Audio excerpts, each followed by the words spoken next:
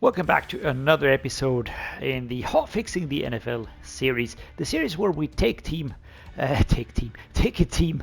one by one and improve it with a day one patch or a hotfix, if you would, similar to software development. What does this mean in practice? We're going to be taking a look at the team. We're going to be deciding what the weakest areas are, and we're going to be improving on exactly those directly. When we take a look at this team, there are no glaring problems here on the offense. I think that the receiving core is actually pretty solid, I would say.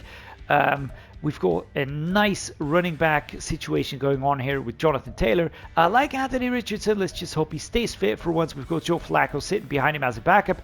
The offensive line is actually looking for a change. Very, very nice. Bernard Reimann, my favorite Austrian. He's awesome.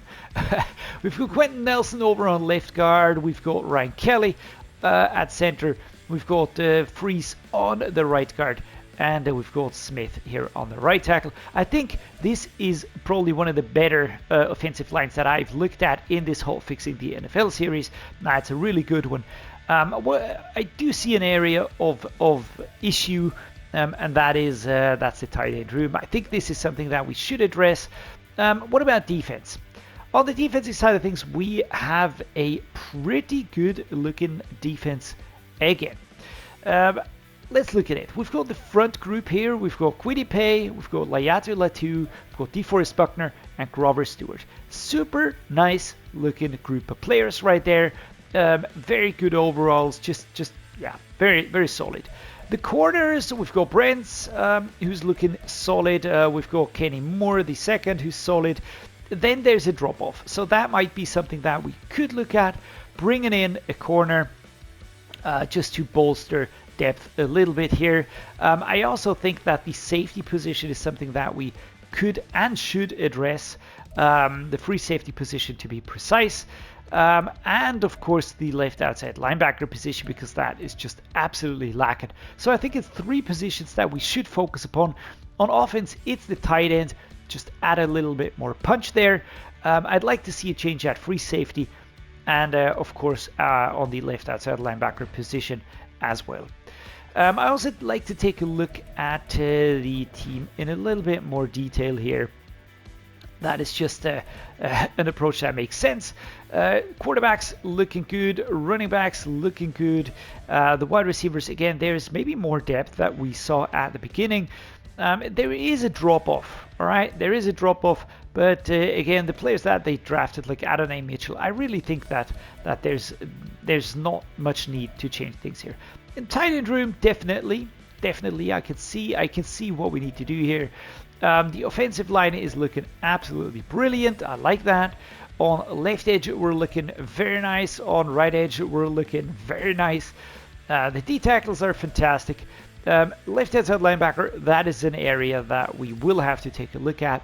Mid linebackers, yeah, decent enough. I also like the right outside linebacker. That's decent enough. The cornerback situation, again, this is not a direct area of need, but we could approach that. We've got the free safety situation going on here, and then we've got the strong safeties. Just for completionist's sake, we've got Matt Gay and Rigoberto Sanchez sitting here at punter and kicker. All right, so without much further ado, let's dive into this one. Let's start hotfixing.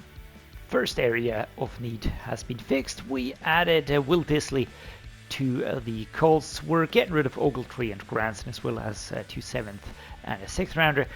Again, we're just adding a little bit more quality to that room to kind of, alleviate the pressure across more shoulders than just Jelani Woods. Second deal done. We are sending Stewart over to the Bengals. We are receiving Akeem Davis-Gaither, a very solid left outside linebacker, scheme fit, and we're giving up 2 third-rounders to do just that. All right, so here we go. The Colts have been hotfixed. On offense, not a lot happened.